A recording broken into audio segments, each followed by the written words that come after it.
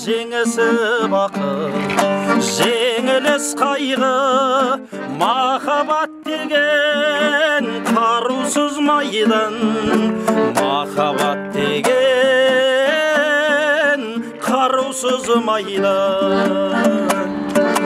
Түймедей баққа таңырқай берме, бейнедей мұңды найзадай көріп жауатын бұлттай. Жабырқай берме, жарқ ете қалсын найзағай болып, жарқ ете қалсын найзағай болып. Жалғанның жауһар лағылын сынап, азапқа жүрсің бәрібір шыдап. Махаббат майдан, жүрек жауынгер, жауынгерді көр тағы бір сынап, жауынгерді көр тағы бір сынап. Түймедей баққа таңырқай берме, бейнедей мұңды найзадай көріп жауатын бұлттай. Мен амандаспаймын ба? Мен айтқан айтпай қойып тұрмын. Айта бер, айтып алсын. Амандасасың. Ал, жібер кетті. Құрмайсы мен келінге.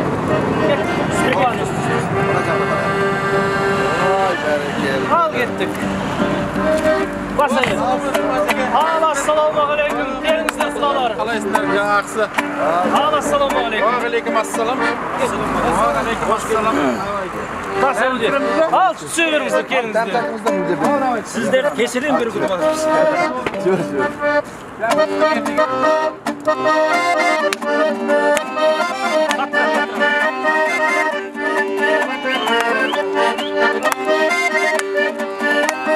Ал, ассаламағалейкум, қош келдіңіздер. Келген қонақтарыңызға жүрсін, келіңіздер ағалар. Ассаламағалейкум.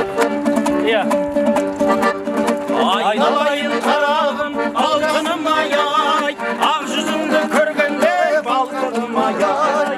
Көрмегелі көп айдың жүзі болды ай-ай, есен аман жүрмісің жарқыным ай-ай. Күміс құмдан ай, ота тұрған ай, айналайын көзімден ашып жұмған ай. Бекзаттарым ай, жекжаттарым ай, құда болып аулым әй.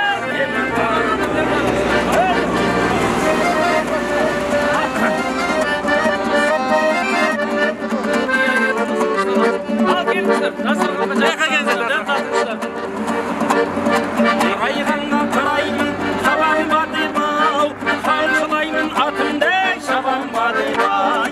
Өткенінде сұраймын, кеткенде ай-ай, құдалардың аулай аман бадыбай. Күміс құлған ай, отта тұрған ай, айналайын көзіңнен ашып жұмған ай. Бекзаттарым ай, жекжаттарым ай, құда болып ауылға кеп жатқаным ай. Күміс құлған ай, отта тұрған ай, айналайын көзіңнен ашып жұмған ай. Бекзаттарым ай, жекжаттарым ай, құда болып ауылға кеп жатқаным ай.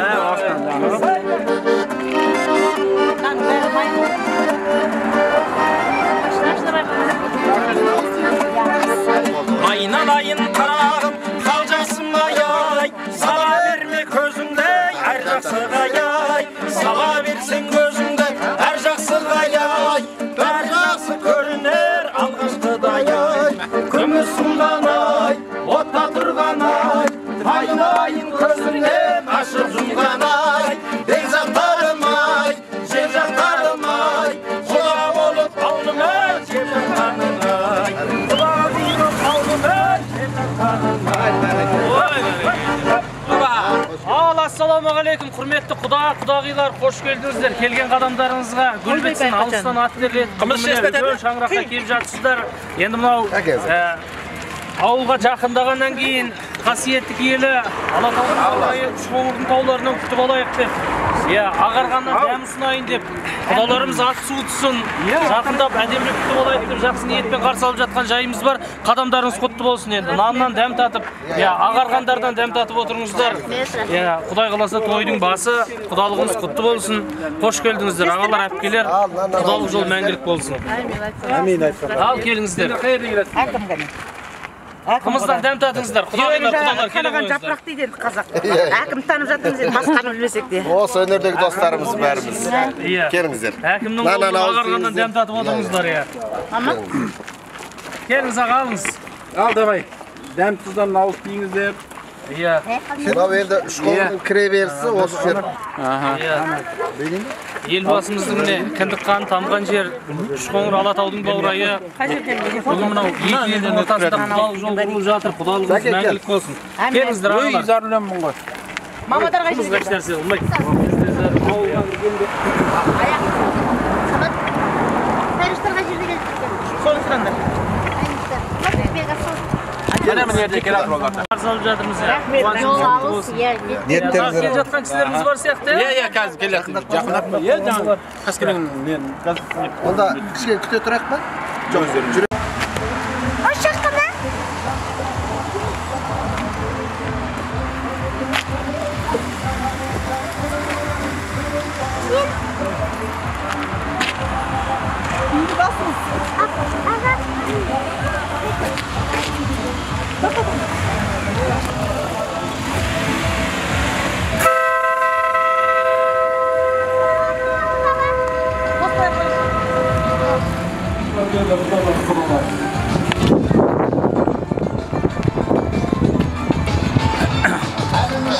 Құдаларды әдемілік қасталуы Тек сыйласып жүреді құдаларым бұл жолы береміздер шаттағы гүлде жайнап көңіл бүгінгідей біреу құдалар тоймен өтсін өмір төс соғысып қаледі жасамастар құдалар махаббаттың күшімен отау құрды жастарым екі елді құдалап біріктірді бастарым екі жастың бақытына жақсы сөздер сөйлейік төрге отырған құдалар ортаға келіп билейік ойна құдалар жастық шақты еске алып биле құдалар жүрмеңіздер кеш қалып Ассалаумағалейкум құдалар, келген адамдарыңызға гүл берсін, қош келдіңіздер. Адамдарыңыз құтты болсын ағайын, ал келдіңіздер. Құдалық құтты болсын.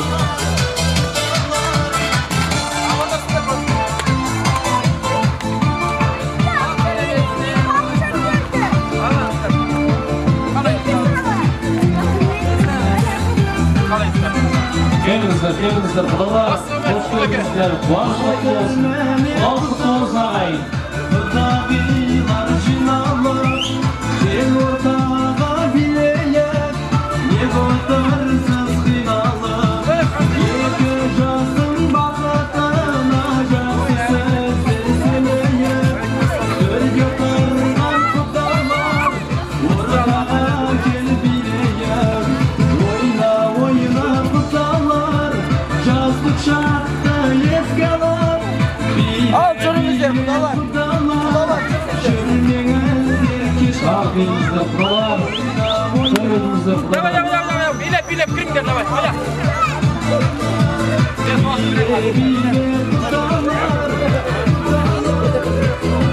Келіңіздер ағайын, көрдей, қадам құтты болсын құдалар, құдағилар, құдағына құдашалар, баршаларымыз төрге қарай шақырамыз, келіңіздер.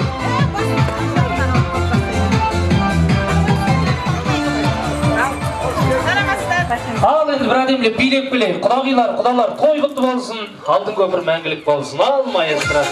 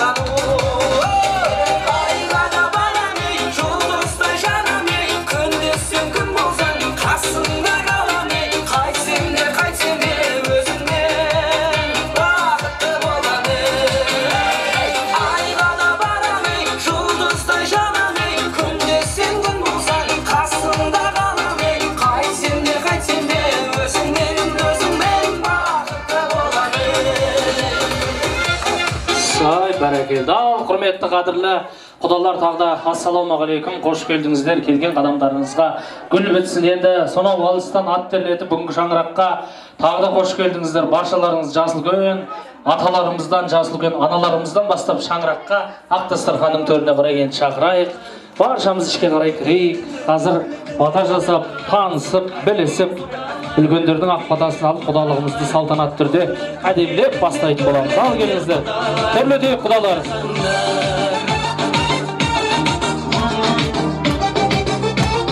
Ал құдалар, төрлетіңіздер. Қадам құтты болсын.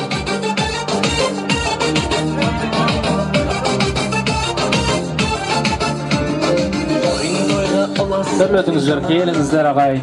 Таусылмасын қалтаңызда қаражат, бақ береке ырыспен ынтымақ, түйе берсін Алладан нұр шапағат, Құда жетіп бізден бір бұл аманат, мың жылдыққа құдалық деп аталар.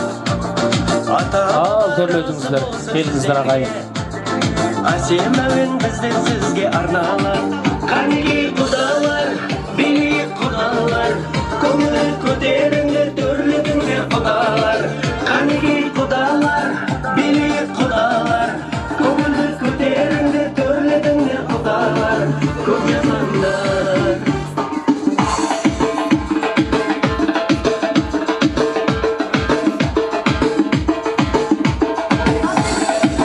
Ал төрлетіңіздер, келіңіздер. Ал, рахмет. Алдымен біздің жаңа құдағилар төрлетсін. Одан кейін осындағы өзіміздің ағайын туысқандар құдалармен біргелікте ішке қарай. Келіңіздер құдалар. Төрлетіңіздер, кіріңіздер. Кіріңіздер, кіріңіздер. Қалмасын, құдалар қалмасын. Қашама жеттім ба? Ой, чаша қып тұрыңдар болға. Келіңіздер, төрлетіңіздер. Келіңдер, кіріңдер, кіріңдер. Төрлетіңіздер. Келі қойыңыздар, төрлетіңіздер. Кіріңдер, кіріңдер. Кім қалды? Құдалар. Біздің ағайын туысқандарға кіріп батада болсын. Иә. Симағандар беріңіздер. Жоғары отырыңыздар, үлкендер. Сәния қайда, Сәния?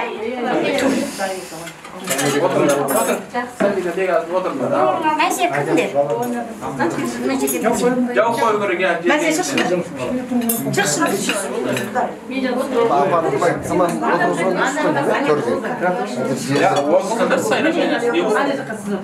Ал, отырыңыздар, төрлетіңіздер. Бір-бірін сыйлап отырыңдар. Сәния қайда? Мына жаққа бір орын бар екен, мына жаққа кішкене жылжу керек па? Иә. Мына жақта бір орын бар. Кім? Нұрлан, сен ана жақта шыға. Бар.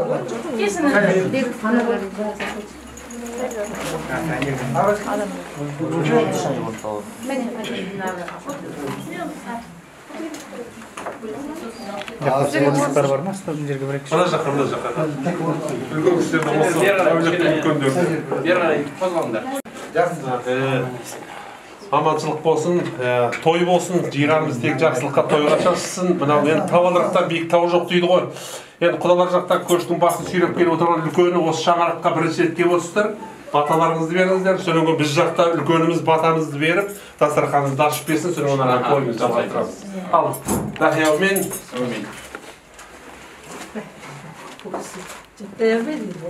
Мейлі ғой.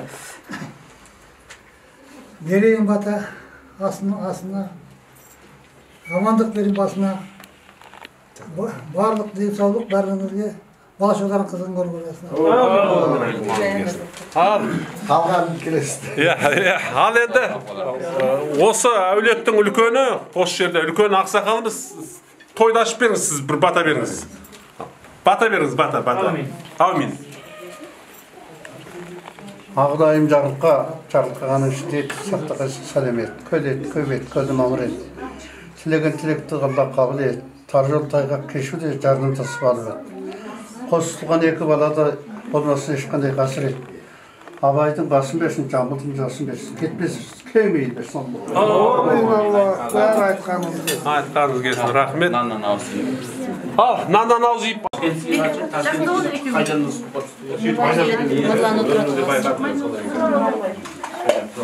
Алтындай уақыттарын бөліп міне басқа тойға бармай, басқа жиынға бармай, бүгінгі арнайы шақырған мына шаңыраққа келіп отырған қадамдарыңызға гүл өтсін. Тойларыңыз құтты болсын, денсаулықтарыңыз мықты болсын. Дені сау адамға мың нәрсе керек, ауырған адамға бір нәрсе керек дейді. Сол денсаулықтың арқасында мына ұл қияға, қызды қияға қондырып, бір күні думанда той жасамасыздар, тойларыңыз той қыласыздар міне. Әрқайсылардың шараңызда той болсын міне. Міне көштің басы жүріп, міне Ақжаулықта ағамыз келіп отыр екен, үлкендеріміз келіп отыр міне. Сондықтан барлықтарыңызға осындай той тілеймін. Елімізден, жерімізден.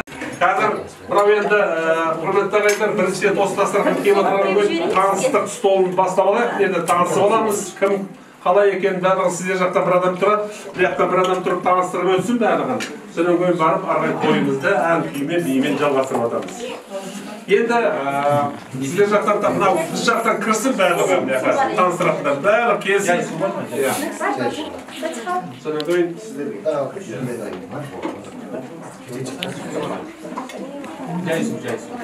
келген қадамдарыңызға нұр болсын.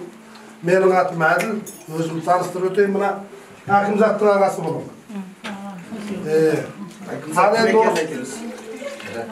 Қазір айтамыз. Асылба Әкімзаттан үлкендері бар, енді бірінші өзімді таныстырып жатқаным ғой сөйлегеннен кейін. Ең бірінші, міне, құдағиыңыз, келіңіз бері. Мына кісі құдағиыңыз болады. Құдаң айтады. Ол кісі қайда? Жаңа бата берген бас құдаңыз. Иә. Ал енді арғырап кімнен бастаймыз арғырап? Иә. Мына кісі енді айта беріңіз. Әкем. Туған апайым. Әкем мен әкем бірге туысып. Иә. Әкем. Құдағиларыңыздың әкесі болады. Иә. Сіздің атыңыз кім? Айша. Айша. Мына кісінің аты? Әнипа. Әнипа. Мына кісі мен жеңгем болады, Нұржан деген ағамның. Өткенде құлаған кісінің жолдасы. Нұрлан қайда? Аты Күләш. Нұрланды тастап кетті. Сіздерден қорқсыңдар, сіздерден қорқсыңдар. Мен қастердің апайы болады. Мына кісіні танисыздар, ә? Иә, таниды. Атыңызды айтып қойыңыз. Менің атым Қазымгүл. Міне, бас құдағыңыз міне. Бұл кісі. Мына кісінің жағы бас құдағыңыз. Так, одан кейін бұлай қарап кете берейік. Мына кісі көрші. Көрші ақысы Тәңір ақысы демін үшімет. Көршісі. Ал енді бұлай қарап кете берейік. Мына кісі менің жолдасым. Өмірлік. Мына кісі кімнің? Қастердің ағасы болып. Қастердің ағасы. Күйеу балаларыңыздың ағасы. Мына кісі Әкімзаттың туған ағасы. Осы жердің үлкен тамадасы, осы жердің елге елеулі халқымыздың қалаулы бір үлкен азаматының бірі. Қалған кім қалды? Қалған келіңіз. Бар ма қыздар? Қыздарды шақыр бері. Ал міне. Ал енді мына кісіні танисыз келін. Ар жағындағы Allah'ın kızı. Ben o sizin kızımla eksin gelin oğlum. Benim kaynağım, benim gelinim hep tanıştırdı. Ben o sizin kızım var. Benim kızım olan. Fatiha ismim aldığına varıp gittik. Alen mına жақта. Mına жақта, mına kısım.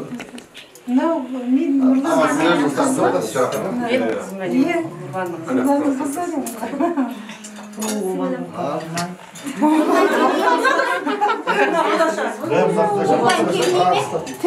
Telefonda ayağıyla koyuyoruz elini. Bildirdik koyuyoruz. Mına kısım Kaster'дің жездесі туған. Кастер балдызы болады. Ағамана келмеді. Я құдалар. Сіздер үстемізде таңертеңнен бері ет асып барлығын дайындап жүрген жігіттің бірі. Осы кісі тұрып күн не білесіне деп кешігіп қалдыңыздар. Ет езіліп кетіп жатса еді сол кісіден көресіздер. 2 сағат қайнатты ғой құдаларым келді деп. Жақсы ғой шайнамайды. Иә, сөйтесіздер. Ал енді таныс білек бітсе, мына жақта мына кісі Әкімзаттың ағасы, өмірдегі ағасы, өнердегі ағасы, аты Дәурен болады. Ана кісі жолдасы Назым. Сіздердің ауылдан, Семейден. Семейден. Қай жермен Семейден? Өскемен. Бұл арчақта тұрған әншілеріміз қайда? Күшілеріміз, жыршыларымыз қайда? Бәрін келіңдер. Аман болсын. Жігіттер келсін. Мына жігіттерді мен өзім таныстырып өтейін. Мына елбасының алдында ән салған, мына мен қазақпын деген мега жоба өткен білесіздер болып тұрғанада. Сода бас жүлдені жеңіп алған жігіт бүгін сіздер үшін қызмет жасайды. Баймұхамед. Мына жігіт өнердегі тағы да досым Аманқос. Бүгін тағы да бана өздеріңіз жолдан күтіп алған жігіт Аманқос. Мына жігіт Сәбит деген ақын жігіт. Мына жігіт Салауат өнердегі достарым. Бәрекелді. Енді мынау қадірлі ағайын құдалар жаңа қарсы алып жатырмыз ғой. Қазақта бір жақсы сөз бар, жездең жақсысы әкеңдей дейді. Осы Қастер балдызым үйленді деп, Қастер балдызымның бір басы екеу болды деп, осы үлкен қуанышқа шапқылап, тер фонтандай атқылап жүрген құданың бірі деп айтсақ болады, әкімзатқа бір қол соғып қойсаңыз.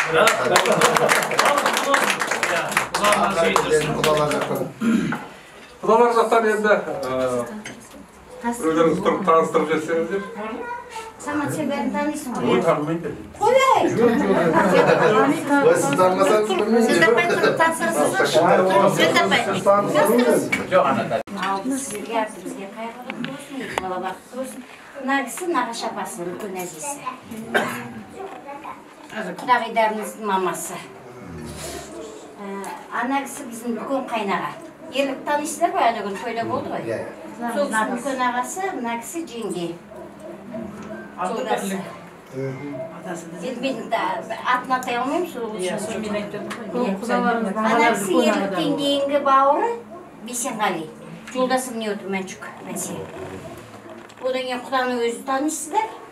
Бас құда оқсыз.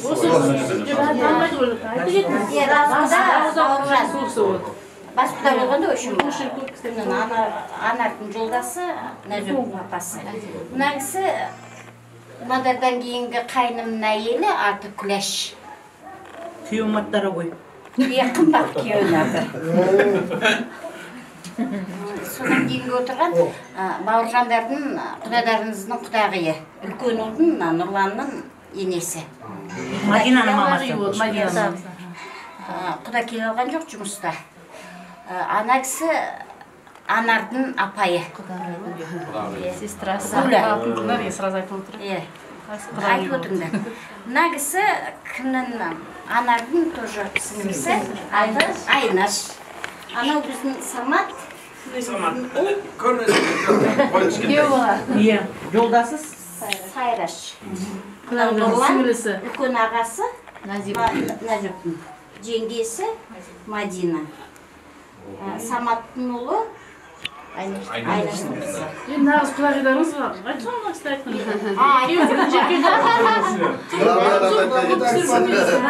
Ата-ана, құдағидарымыз. Папасы анасы. Бәрекелді, қошеметтер қояқ. Жүз рет атын естігенше бір рет көріп танысып, анда-сарқаның басына отырғанға не жетсін міне. Өмір деген өтпелі, бұл өмірге кімдер келіп кетпеді дейді. Өмірдің қызығы сіз бен біз бір шәугім шайды бөліп ішкенге ештеңе жетпейді ағайындар міне. Ол енді Алланың қалауымен қурайда Құдай сынбайды дейді. Осы екі жас бас қосып, екі жақты елдестіретін қыз әуле, астың дәмін кетіретін тұз әуле дейді ғой міне. Қыз баланы үлгіретіп өсіріп, жат жұрттыққа бере салу оңай нәрсе емес. Бірақ тегін тапса тегін бер деген қазақта сөзі бар. Екі бала бір-бірін тапқан екен, екі жақты елдестірген екен. Міне, балаларымыз бақытты болсын, осы бақытты болсын деп қаншама осы ағайын туған жекжаттардың бәрі жиналып, осы жерге келіп отырмыз міне. Алтындай уақытты бөліп міне. Соларға бақыт тілейік, бата берейік, жақсы сөздер айтайық, періштенің құлағына шалынсын деп. Құдайдың құлағы мың күн жабық, бір күн ашық дейді ғой. Бүгін ашық құлағы. Өйткені бүгінгі шаңырақта, бүгінгі үйде осы құда күту той болады. Құдаларымды күтемін деп қанша күннен бері шабылып міне ағайын туған жекжаттарды жинап осы жерде той қылып жатырмыз. Тойларыңыз той қыласын, құтты болсын. Сіздерде қыздар бізде ұл болмаса, осындай той, осындай отырыс қайдан болады деді міне. Өсетін ұлды бағып, кететін қызды бағып, өмір деген өтіп жатыр ғой, аспандағы жұлдыздай ағып деп міне бағана басталған уақыт ешкім қайырып болмайды артқа қарай міне. Сондықтан барлықтарыңыздың келген қадамдарыңызға гүл бітсін, тойларыңыз құтты болсын, балалар бақытты болсын міне. Балалардың бақыты үшін міне. Екі жасының қуанышына келіп отыр екенсіздер. Енді кішкене құйылсын деп ойлаймын енді. Ұрыстар болса рұқсат сұраймыз ба? Чайдан құйыңыздар, содан кейін жаңа ақтан құйыңыздар, ағы жаңа қымыз ғой. Шұбақ, сондайдан. Ән деген жақсы ғой міне. Өнерде жүрген осы інілерім, бауырларым, міне, әкімдер жаңағы айтып жатыр, міне, кімді айтып жатыр, міне. Бір жақсы қазақтың домбырасымен бастап берсін. Hoş geldinizler. Aslarınız dämli bolsun, mınau kudalyklarınız muňluk bolsun.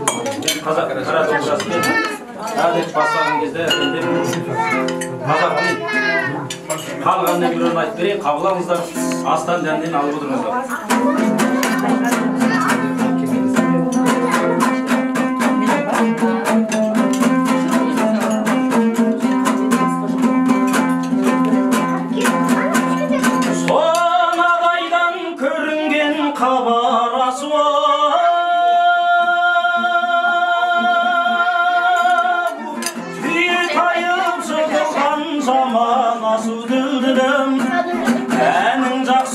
Sayrası başladı buldum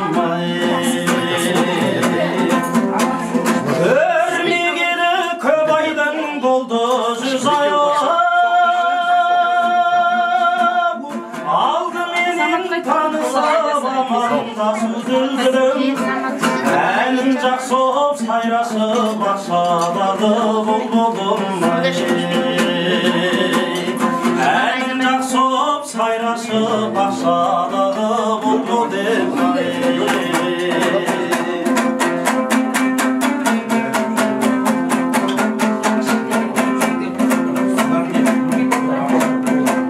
Jogardan kelide taydı mingen o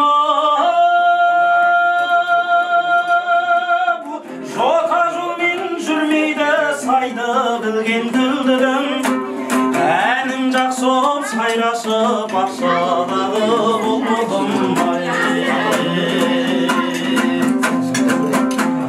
Kösünür deyip sizlerge böldüm ayttım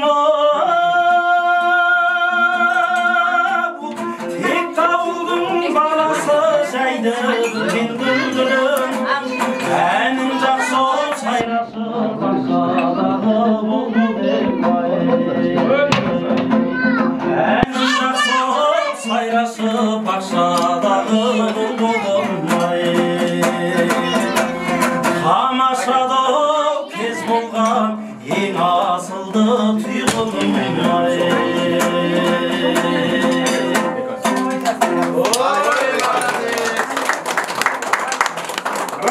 Рахмет, алақандарыңыздан айналдым, ұрып атқан, ұрайын деп атқан, ұрмай жатқан ағайынға рахмет айтқым деп атыр, қол тимей жатыр ғой енді. Енді өлеңді сіздер үшін, әнді сіздер үшін тағатқан жібеттеріңізге міне. Құдаңызды құдайыңдай сыйла дейді. Адалдың төбесінде бұлт болмайды, арамның ауласына құт қонбайды. Жүрегінде иманы жоқ адамның жүрген кезде табаны нық болмайды. Аллада адамдарды алалау жоқ. Тәуба қылсаң күнәңнен түсіп қалмайды. Баралсаң адалдықтың ақ жолымен, сейіштің есігінде құлт болмайды дейді. Алласы аузынан түспеген ардақты ағайын, бүгінгі той құтты, денсаулықтарыңыз мықты болсын. Жүздеріңізден күлкі кетпесін. Дос жаран туған туыс азық етпесін деген ағайын туған жекжаттың ең сүттің бетіндегі қаймақтарын жинап осы міне құдалық деген ол жастар тойынан үлкен той деп есептелінеді негізі. Өйткені бұл жерде ең етене жақын туыс бауырлардың бәрі жиналып міне осы жерде жақсы бата, жақсы тілек айтылады осы жерде. Сондықтан періштенің құлағына шабылсын дейміз. Балаларымыз бақытты болсын. Адам баласы ағаш тегетін болса, сол ағаштан жеміс жесем деп армандайды ғой. Адам баласына балақ бергенде ол өсіріп отырған ұл қыз міне. Солардың жемісін жесем, өссе, солардың саясында саялап жатсам деп армандайды. Сол арманның бірі орындалып жатыр деп ойлаймын өзім. Мына жемісін жеңіздер, саясында саялап жатып, жастарыңыз жүзге жеміс жидек піскен күзде той жасаңыздар деп тілейміз сізге. Рахмет, алақандарыңыздан айналдым. Ұрсақ па, ұрмасақ па деп әйтеуір неғып атсыздар. Шыпыр-шыпыр етіп қойды, бір кісілер ұрды, бір кісілер ұрған жоқ деп қойыншы. Жалпы қалжың ғой, әзіл қалжыңға ештеңе жетпейді міне. Баяғыда бір қыз мектепте өтіп ойланып тұр дейді ғой, күйеуге тисем бе екен жоқ, оқуға түссем бе екен деп. Сол сияқты міне ұрсаңыздар, алақанды әншілер көріңіздер. Біз енді сөйлейміз, айтамыз, Тілектің басын бастайық енді. Бағана батамызды берді, жақсы игі тілектермен жалғассын деп ойлаймын. Сондықтан осы жерде үлкендеріміз бар. Мен енді үлкендер осы жерде осы бата берген үлкеніміз, ақсақалымыз осы кісіден бастасам ба деп отырмын. Иә? Тілек айтыңыз, тілек. Тілек айтыңыз бір ауыз құдаларға, жастарға. Және құдалар енді келген қадамдарыңызға аман болыңыздар. Ешқандай жаманшылық болмасын, екі бала бақытты болсын. Қастармен нәзігіл аман есен, отбасылар аман, шаңырақтар биік. Керегесіген терезесіден алдыңғы қатардағы жастардың бірі болып, ата-анаға мейірлі отбасының ұйытқысы болып ересін деп тілеймін басқа. Не деп тілеймін, екі бала бақытты болсын. Рахмет, қошемет. Рахмет, балаларға тек жақсылық, міне, қуаныш. Қазір ақыл айтудың керегі жоқ, балалардың өзі ақылды ғой қазір. Бағыт бағдар беріп отырса, болды, кішкене демеп отырса, өздері арай алып кетеді деп ойлаймын. Сондықтан, алдарыңыздан алып отырыңыздар, ішіп отырсыздар, бір көтеріп қойыңыздар. Ортаға кіріп кететін стакан кім құдағыздар бір ауыз ортасынан деп. Бір алып қойыңыздар енді. Бір ауыз қойыңыздар. Бұл істер ішпейміз дейді. Ішетін 4 адам бар дейді. 4 адам. Ішпегенде жақсы шығар деп ойлаймын. Келіңіздер енді, бір алып қойыңыздар. Алып қойыңыздар. Келіңіздер. Жай су Ең күйеуіміз ғанда бет көтермей қойдыңыз ғой? Енді не қайтып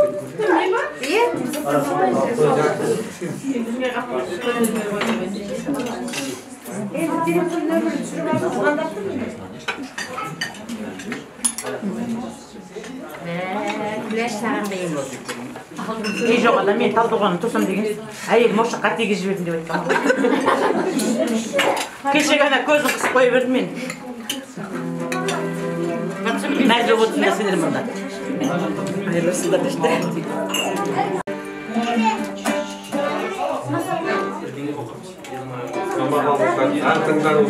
Әне күні қалай жеттіңіздер?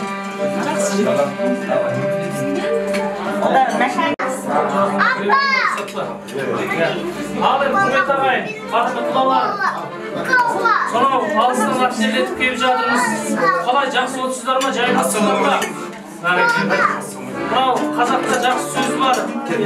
Ордаға өнеріңмен емес, мінезіңмен сиясың деген. Енді осы жаңа айтып жатырмыз ғой, біздің қастердің бір басы екеу болып деп, осында жездесінің қуанып жүргені ерекше.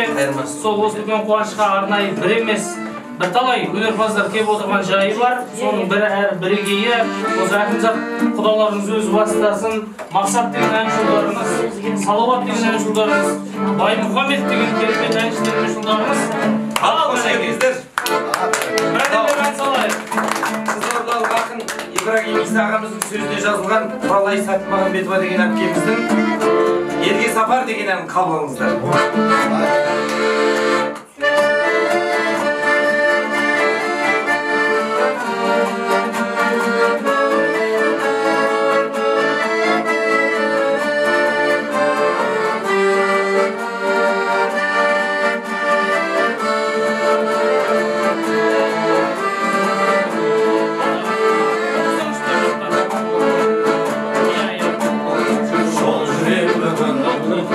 Tağda bugün sol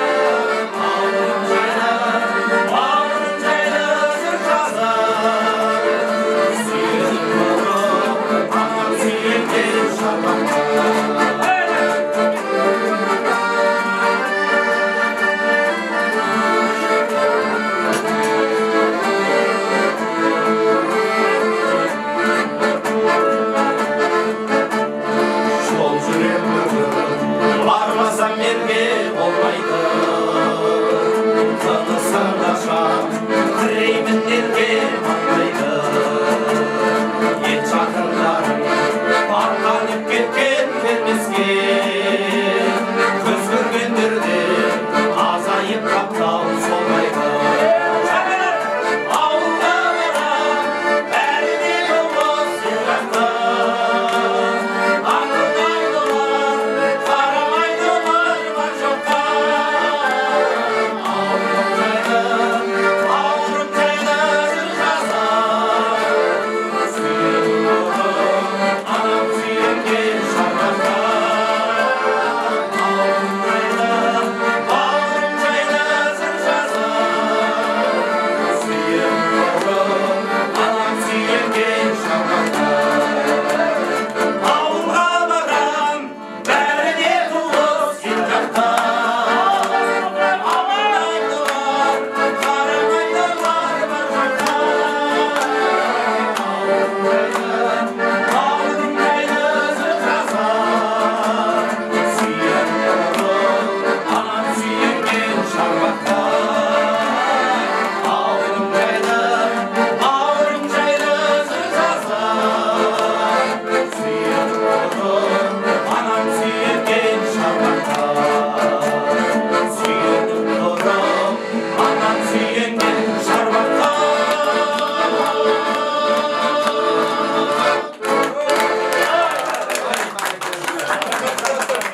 Ал енді құрметті құдалар, мына жалпы қандай да бір мереке, қандай да бір тойдың басы қалай басталса, тойдың соңына дейін тойда қонақтардың көңіл күйі тура солай болады белгілі. Енді тілектеп кезекті ұсынбай, оның орнына мынау әсем әнді рұқсат болса жұптап отырайық. Қазақ тамаша халық әндерінен. Сіздер енді алыс жолдан келдіңіздер, дәм алып, дем алып, ән тыңдап жарқылдап отырыңыз қарағай.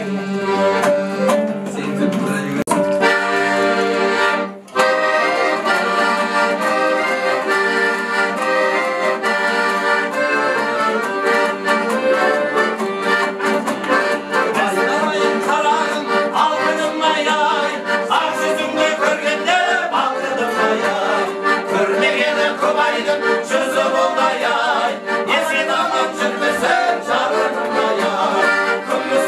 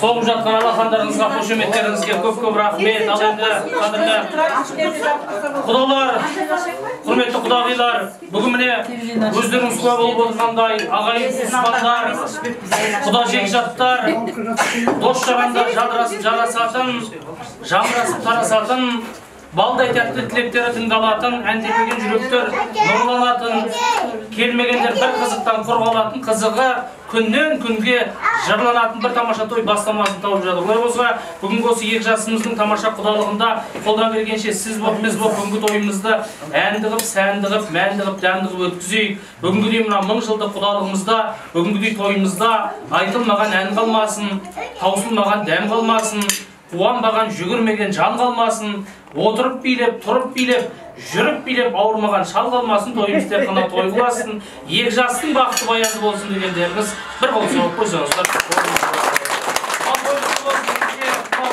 Жақсы сөз жарым ырыс, қырықтың бірі қыдыр деген, жаңа біздің үлкендер әдемі тілекпен, әдемі ақбатамен бүгінгі тойды әдемілеп шымылдығын ашып берген болса, енді бір әдемі тілек ниеттің жалғасы деп осынау той төрімізден ойып тұрып орын алып отырған құдалар жағы өздеріңізге бір әдемі тілекті ұсынғанды жөн көріп отырмыз. Төр құтты болсын, төрдегі үлкен апаларымыз, аталарымыз әдемілеп бастап берсеңіздер болады мінекей.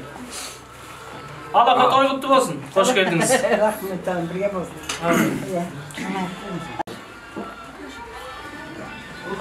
Бүгінгі тойларыңыз құтты болсын. Әумин. Екі жас бақытты болсын. Көтегі шаңырағы биік болсын. Осайғасы берек болсын. Елегесі кең болсын. Қоғаларының Құдай бастарына бақын болсын. Менің Назоктың мен Нағаш апасымын. Нағаш апасы болғанда тіпті өзім тұмсығына сығып өсірген беттейінен 4 айында бауырыма сауылған қызым байтым. Бақыт құс болып болсын мына қолына. Екеуіне тілейтінім дүниедегі ең жақсылық осы балаларымды жақсылық деп тілеймін ғой енді баласынарым не көрмеймін. Жапшан тұрсам осылардың қызығын Құдай көрсете көр, осыларды жеткізе көр Алла, осылардың жаманшылығын көрсетпе деп тілеймін. Осы сол тілегімді Алла қабыл етсін. Дендері сау болсын, бастары аман болсын. Құдай махаббаттары берік болсын. Судан тұнық түттен ақ болсын. Теңізде жүрген екі аққудың махаббатындай берік болсын. Құдай етегінен жандырсын деді ғой қазақ. Сол етегінен жандырып, енді Құдай соның бір кішкентай қыз көрсем деген ойым бар енді. Құдай жеткізсе, соны ескеме өтсем. Құдай осы той енді той қаласып, шындақанда тойға жайылсын. Зор денсаулық, мол бақыт тілеймін. Барлықтарыңызға да осы зор денсаулық бақыт тілеймін. Сіздердің өздеріңізде де бала-шағаларыңыз ер жетіп, осындай той-тойға жалғаса берсін. Әумин. Ой, рахмет. Қазағым дәстүрмен келістенер, ниетке сай тәңірім жеміс берер. Апам айтқан ақ тілек қабыл болып көктегі әумин десіп періштелер дейміз. Көп рахмет, батаңызды, тілегіңізді Алла қабыл етсін. Жаңа мынау үлкендер әдемі тілекті бастап жатыр ғой. Жалпы осы апамыздың тілегіне құдалар жағынан ағаларымыздан тағы бір кісі қоса кетсеңіздер, екі кісіден тілек айтып отырайық. Бірі сіз жақтан, бірі біз жақтан дегенде. Ал аға, той құтты болсын. Қош келдіңіздер. Құда-құдағи жүрген құстарыңыз енді оңды болсын. Әумин. Оңаяқты болсын. Балаларыңыз бақытты болсын. Жаңа мына үлкен әжеміз айтып кетті бұл сөзіне жалғастырып. Екі балаға бақыт тілеймін, өздеріңізге осы екі баланың қызығын көріп, немере шөбере сүйіңіздер. Әумин. Тойдарыңыз той қыласын. Осындай құда-құдағилар үйленбегендер үйленіп, осындай үлкен тойға қызықтайық. Әумин. Рахмет. Міне ағамыздың айтып жатқан әдемі тілегін Алла қабыл етсін. Қызым өрісім деген халықпыз ғой. Назигүлдей ару қыздарыңыз осы әулеттің көшін өрге сүйрейтін ибалы келін болсын, сүйікті жар болсын, аяулы ана болсын. Осынау тойымыздың төріндегі ақжалықты аналарымыздың жолын берсін. Осы тойға себепші болып отырған екі жасымыз әрине Қастер менен Назигүлдің маңдайын Құдай әркез жарық қылсын, жүретін жолын анық қылсын. Төркіндетіп қыздарыңыз барған кезде Қастер менен қосылып сауық құрсын. Тылымшағы желбіреп кеткен Назигүл құлыншағын жетектеп барып тұрсын деп бір қол соғып қойыңыздар. Ал ниет қабыл болсын. Енді айтылған тілекті алдарымыздағы адаластарымыздан алып жеп отырайық. Тілек ниет қабыл болсын. Бақыты баянды болсын жастардың. Той құтты болсын ағайын. Endi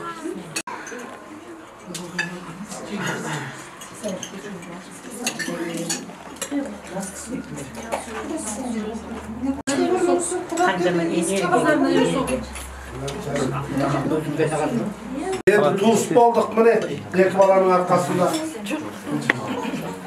Men bilem Semey jaktan kelgenden bäriniz Nayman çıkarsızlar. Men de Nayman. Semey'din sol puşmayakın bitirgen jigittin birim men. Qay yılı? Tak 82'de. 83-84'te bitirdim.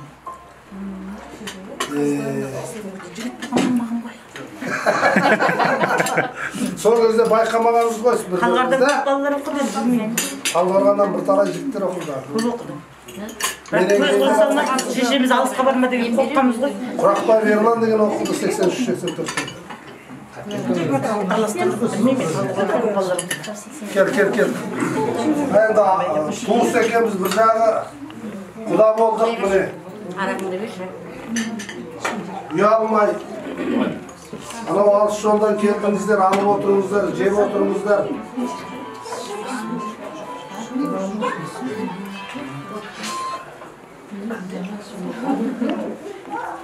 Görünüyor sonra alыстан ат terletip kelip oturgan ardakta agayın.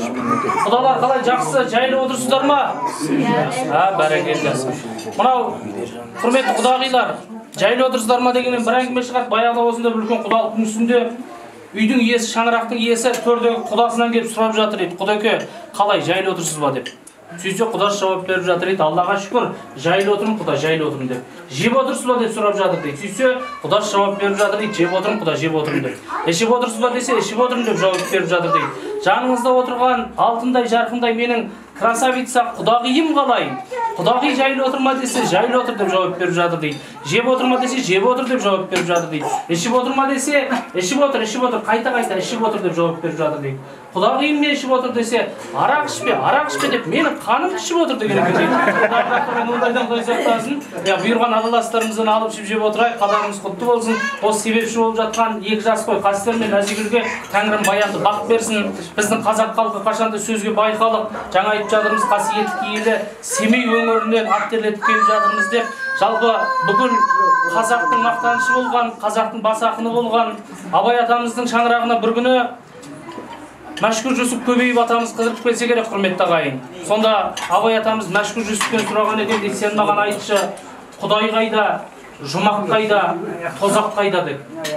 Сонда Мәшһүр Жүсіп атамыз кідірместен жауап берген екен дейді. Құдай менің жүрегімде, кімнің әйелі ауыр мінезді нашар болса, тозақ соның үйінде. Аллаға шүкір әбеке, сіздің шаңырақты құт береке дарыған құтты мекен жұмақ деп келіп отырмыз деген екен. Олай болса бүгін осы шаңырақ көтеріп отырған Назигүл мен Қастерге менің бір тілегім, екі жастың шаңырағы дастарханы қашанда бүгінгідей жайнап тұратын, төрінен дәл сіздер сияқты құтты қонағы арылмайтын бұл жастардың жас отауы құтты бір шаңырақ болсын, жұмақ болсын. Екі жастың басына Алла берген бақ қонсын.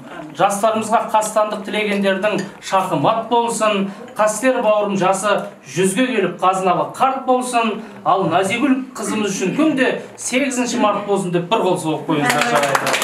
Ақтойлықты болсын. Енді жаңа құдалар тілек айтып қой, сол әдемі тілектің жалғасы ретінде біз жақтан ағалар құдаларға қадам құтты болсын деген әдемі лебіз жолдап қояйық. Ал құдалардың қадам құтты болсын аға. Құда-құдағилар, келген қадамдарыңызға нұр жаусын. Сонау жерден ат терлетіп келіп отырсыздар. Мынау енді құда 1000 жылдық дейді. Мен енді мал шаруашылығымен 1-200 бола алмай қалдым, бара алмай қалдым. Енді жұмыстар оның үстіне мынау елімізде мынандай індетті еткеннен кейін бір жағынан малдан шыға алмай қалдық. Енді міне жүздесіп отырмыз. Келген қадамдарыңызға әр уақытта гүл бітіп тұрсын. Мына екі баламыз бақытты болсын. Көтерген шаңырақтары биік, босағалары берік болсын. Сіздер мен біздер 1000 жылдық құда болайық, араласып тұрайық. Міне бір Найман екенбіз. Бір Найман деген ел енді атақты ел, өте білімді. Сонау Семейден ат терлетіп келіп отырсыздар. Дастарханнан ұялмай алып жеп ішіп отырыңыздар, өз үйлеріңіз бұл. Біз сіздерді құшақ жая қарсы алып өткен себебі сіздер біздің енді туысқанымызсыздар. 1000 жылдық деген сол. Балаға батаны бәріміз береміз. Барлығымыздың тілеуіміз осы екі бала бақытты болсын деп тілейміз. Алладан да. Көтерген шаңырағы биік, еліміздің ереулі, халқымыздың қалаулы бір азаматты болуына тілектеспіз. Келесі жылы осы үйден жылдақана көрейік. Алдағы астарыңызды алып, дүзгірам ішетіндер, дүзгірамдарыңызды алып, енді біз зорлық деген болады, кім ішетін, кім ішпейтінін білмейміз. Сондықтан әгі ішетіндер қол көтермей отырыңыздар, ішпейтіндер қол көтере берсеңіздер болады. Бәрі ішетін көрінеді, мен байқаймын. Сондықтан стақанды құйып қойыңыздар. Ал енді алып отырыңыздар. Құрметті құдағылар. Ал құдағидан бастаймыз ба? Бұғысы жоқ дейді. Мен бар деймін. Енді мынандай қызықташ бөлді құда. Мына кісі бұрын кішкене бұлай бармайды мұны жағына? Жоқ. Жігіттер деген осындай болу керек қой міне. Ал енді, міне байқамақты сізде енді бір. Ал ниет қабыл болсын аға. Тілек қабыл болсын. Екі жастың бақытты баянды болсын. Ал енді екі кісіден тілек айтып жатыр еді, тағы бір апайым қоса кетеді ма? Әпкелерімізден. Келген қадамдарыңызға нұр жаусын. Алыстан ақтелетіп келіп жассыздар. Көрген құдадар бар, көрмеген құдадар бар. Келгендеріңізге рахмет. Мына тілек айтып жатқан құдағайлар бар. Құдаш құдағайымыз көрім. Келінді келіп еді, өзі менің нұрланғайын келмей қалды. Салын суға кетті. Салын суға кетті. Енді тек қана сіз емес, менің де салыным суға кетіп отыр енді. Көп көрім, суретке түскен құдағын тастап кетті енді. Есенің есесі бар, кемпірдің де шешесі бар дейді. Соның есесін қайтарып жатқан шығармыз іштен кетті. Жоқ, негізі үштөбеден нетті, жолығып, қолымды қылып, жолды нетіп жерді ғой. Білдім. 10 жашық помидормен шықты ғой. Қолымызды да қыстыра алмай қалдық, амалдың кетті. Мен ластырға ішті екен жоқ. Мен әлді қайтып барым. Қазым бұлдай. Қаш кетсіздер ғой. Жоқ, қашқан жоқпыз ғой. Кешке жақын бетіңнен сүйіп қалайын дегенде таңертең мына кісінің көзінше сүйіспей жылайтарым бар сүйісейік деген аттан жібермей қойдыңыз. Арманда қалдық. Бәрі қалжың. Келгендеріңізге рахмет. Балалар бақытты болсын. Жеп ішіп отырыңыздар. Паскенін айтамыз енді. Рахмет бесін. Не переживай. Ағынадан бір әдейін тостар кетіп жатыр, сол тостар тұра алмады. Елде ішпейтін кісілерді ағалар түсініп жатыр, ішетін кісілер біле алмай ақырын алып отырмыз. Бүгін қуаныш бүгін. Қоймайын, келіңіздер, алыңыздар. Ағалар сіздер де үндемей отырып жатырсыздар. Міне мен үндеген жоқпыз, үндеп отыр. Мына келіңіздер отырма. Құдағында. Әбет болса.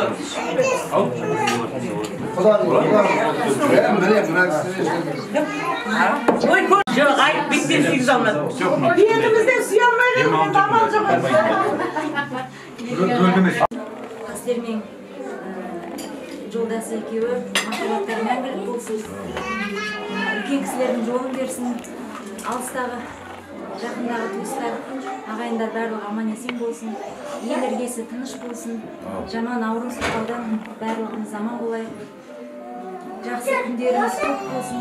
Әрдайым жайылған дастархан тек тойға, жақсылыққа, қуанышқа жайылсын. Бүгінгі айтылған тілектің барлығы Алланың құлағына шалынсын.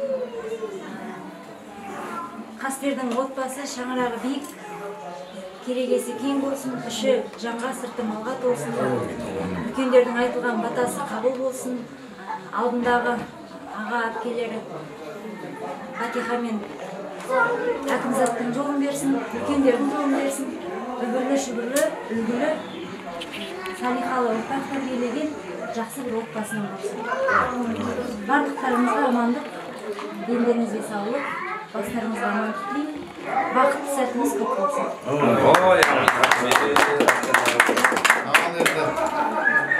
Мына тосқа алып болмасақ болмайды енді. Toy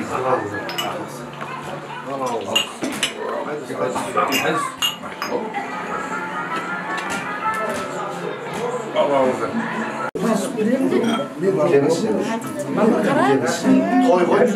Açacaksın. Sen de iyi mi? Toyacaksın. Ya nerede öptü? Biz tapasın.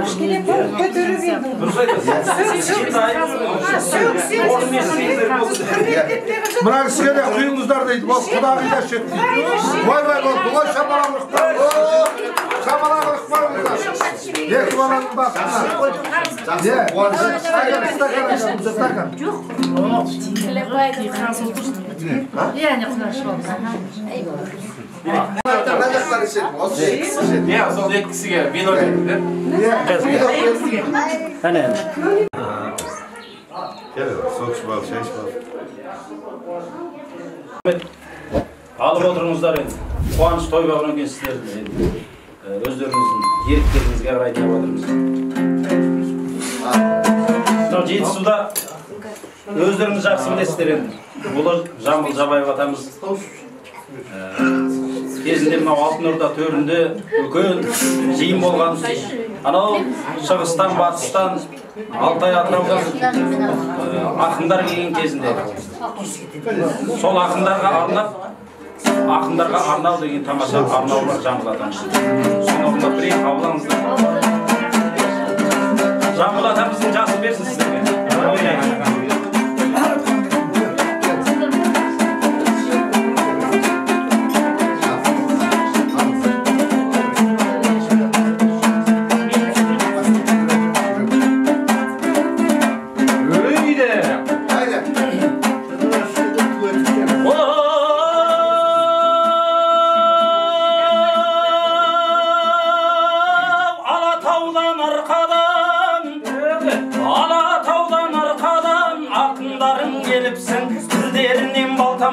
Жақындарым келіпсің, еділ сыр, бас қосқалы келіпсің, жүрген жері жырдыңнан, сендерге көріксің, шарш топта төгілген, сөздеріңді сағындым, көзге жылы көрінген, өздеріңді сағындым, Алтын Орда көрінген, қолын алып көріскен, сәлемі осы Жамбылден.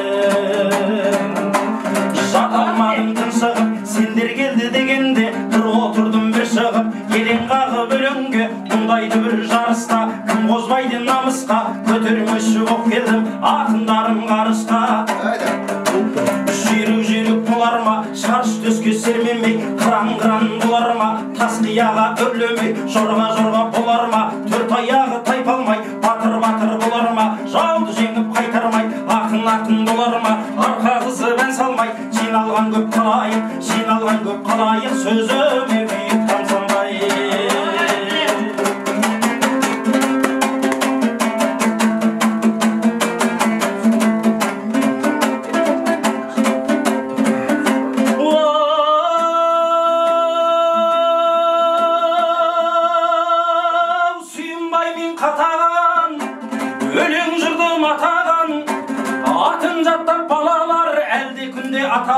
Кеншінбай мен Нұрымбай, өлең жырдың торындай, көрінеді сұраға, керуен жұртқан жонындай, ұлғылман бет тұншақ, май көз сорбас қуанды, бұлдырайды туғсап, көңілімізді қуантып, шөжеменен кемпірбай, өлең жырдың жұртындай, біз солардың үрені, көк дауылдай ұратып, сөз бастаңдар келелі, жырғылайып елің бар, ергілайып ерің бар, төрің толған түлікке, ұлан байтақ жерің бар, көк ұрайды белің бар, жаз үрісі көк жайлау, қыз қонысты соның бар, осыларды жырлайтын ақындарым жөнің бар.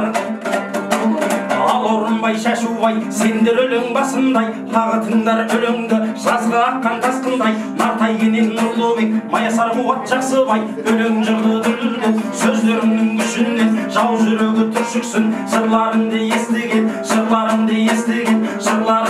естіген, дос көңілдені. Бір шықсын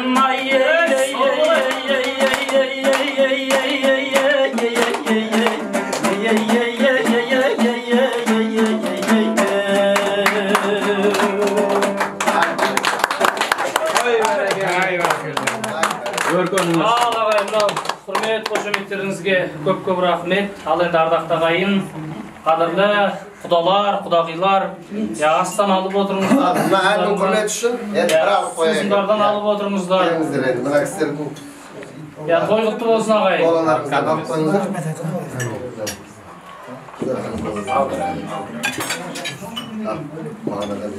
Тұр, шиеде еріндер қып-қызыл тәп-тәпті. Сондай бір сұлу қазақтың қарапайым қара көз қызы деп мен өз әйелімді суреттер едім. Сіздің кемпіріңіз қандай еді десе, ақсақалыңыз көз жайнап кеткен, ай шырағым балам, кемпірді қоя берші, одан да сенің әйеліңді іздейік деген екен.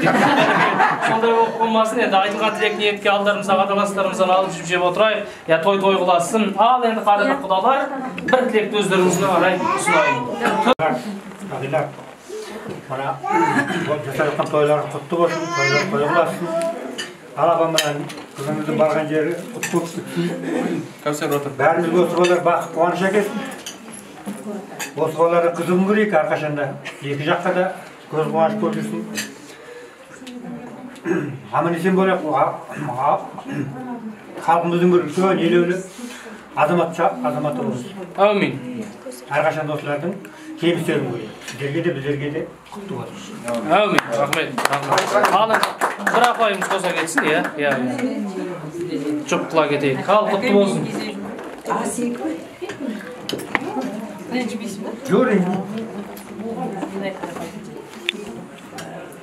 Елдерге дәм айдап қыз өрсін дейді ғой. Қыздардың арқасында міне құдалармен танысып жатырмыз. Өрсіміз келмей, мынау семей өңірінен келіп, бірнеше маған дейін жеті құдалармен танысып жатырмыз. Құдалықтарыңыз құтты болсын, ұзағынан болсын, 10 жылдық болсын, күйеудің жылдық болсын. Енді екі баланы көтеріп жатқан шаңырағы биік, керегесі тең, терезелері тең болсын. Іші малға, іші жанға, саптамалға болсын. Бақытты болсын, солардың бақыттарына құла болып, бәріміз жүре кетейік, аман-есен. Ой, рахмет, ал тілек қабыл болсын. Астан алып отырыңыздар ағайын.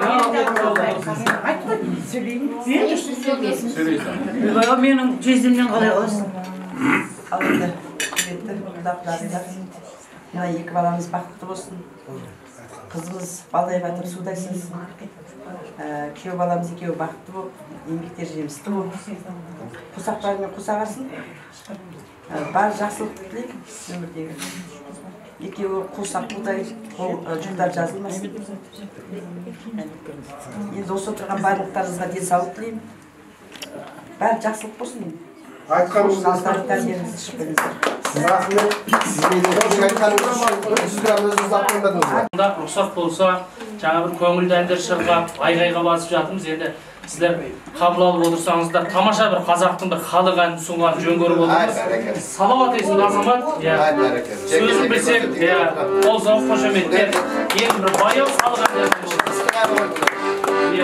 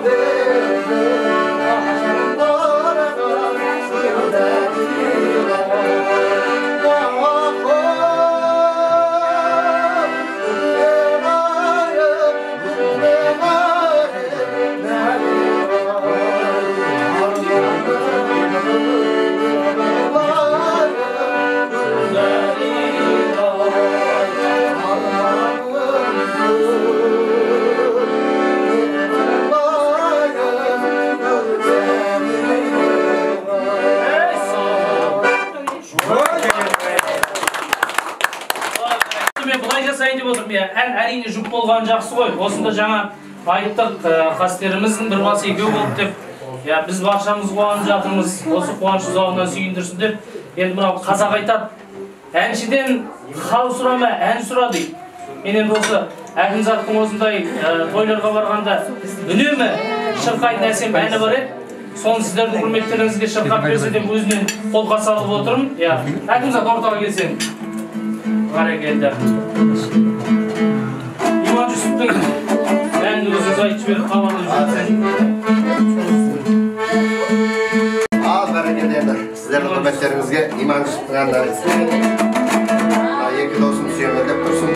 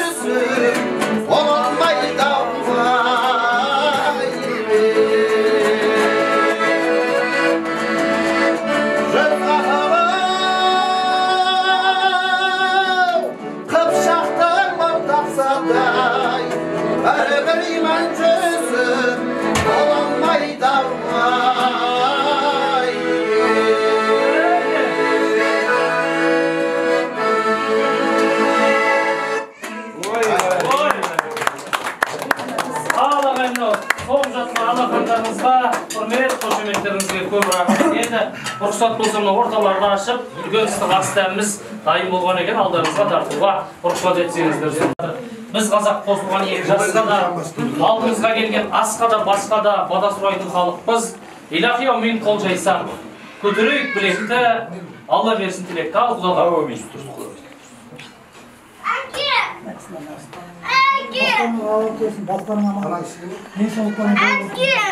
Көретін қызықтарының мол болсын. Tabak koyalım. Ya, bana bas. Bastılar. Buna. Başka bir şey yok. Tamam, tartışmasınızdır. Alın, bir jigit gelip, bir pişak alıp, bana kulağın edarga kulak. Yeni zamandan özler tulaydı. Böcek olay. Şuran kurap verin de. Ya. Ben rıza kurap verin al, bir pişak alıp. Jigitler ketmeyindir, kelindir. Ket. Aydos.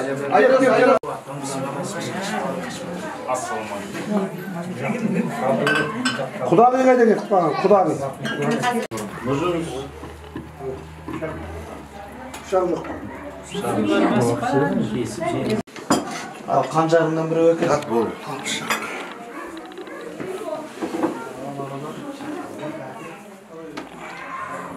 Aman koş degen.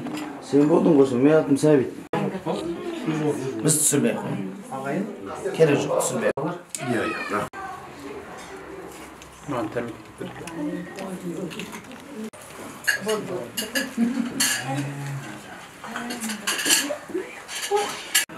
Қазақ болса дулат болсын. Дулаттардай шамшырақ жанған шырақ болсын. Міне. Қазақ болса албан болсын. Албандардай тарлан болсын. Албанның ұл-қызындай арман болсын деп қойды. Қазақ болса ысты болсын. Ыстылардай күшті болсын. Қазақ болса қаңлы болсын. Қаңлылардай арлы болсын. Қазақ болса шапырашты болсын. Шапыраштылардай алтығы бітпен қатынасты болсын. Қазақ болса шанышқылы болсын. Шанышқылардай табысты болсын. Қазақ болса сіргелі болсын. Сіргелдей ілгері болсын. Қазақ болса ошақты болсын. Ошақтылардай атақты болсын. Қазақ болса суан болсын.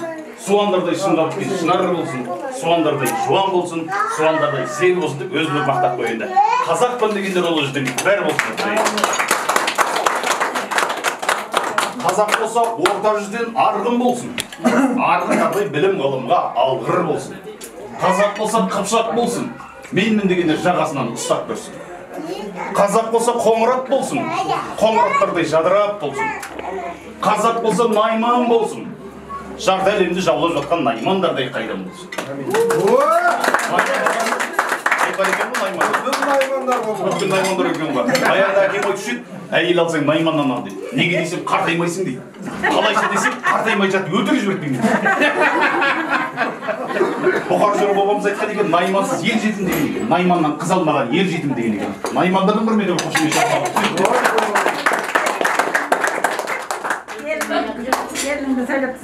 Қазақ болса керей болсын. Керейлердей ашылған көмей болсын. Қазақ болса уақ болсын. Уақтардай жүздерінде шуақ болсын, бойларында қуат болсын. Қазақпын дегендер орта жүздің бәрі болсын деп қойды. Қазақ болса кіші жүзден табын болсын. Табындардай кеудесінде жалын болсын.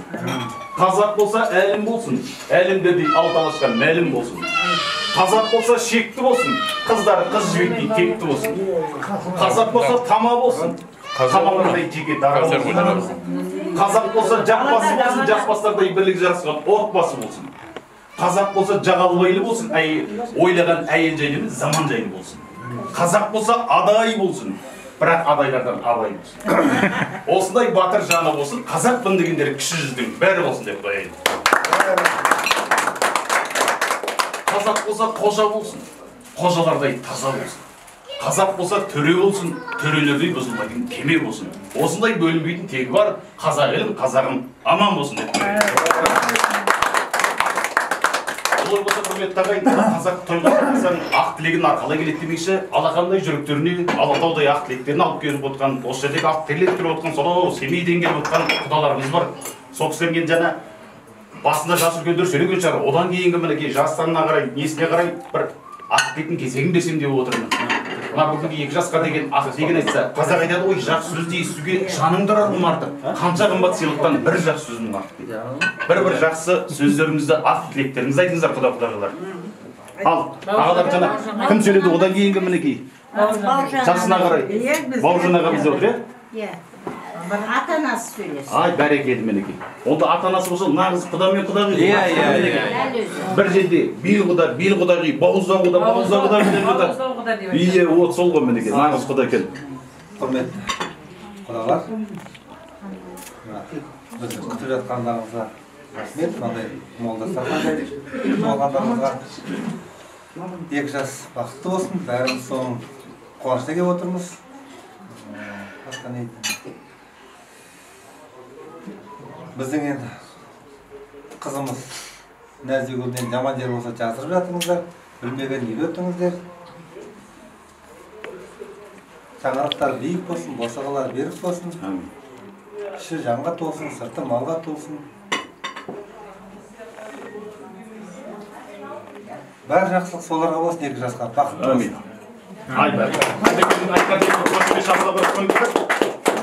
Құдағи бар ма? Құдағи ай бәрекелді, құдағи сөзіңізде көзіңізде онда. Шүкір. Құрметті жастардар, 2 жас бақытты болсын. Шегінен осы жақсы тілектер айтылып жатыр. Не тілеймін енді, осы әлемдегі бар жақсылық соларға тілеймін. Аман болайық, осы отырған үлкендеріміз аман болсын. Соның жерден келгеніне енді аман есен үйімізге жетейік. Еліміз сау болсын, елдерге аман болып, тыныштық болсын. Енді тек қана осы үйге қуанышқа берейік. Амин. Құдағидің айтқан ақылы қабыл болсын, жастар бақытты болсын. Мына әзіл әңгіме күлмекке жақсы дейді ғой. Баяғыда өздерің сияқты бір 2 құда дейді.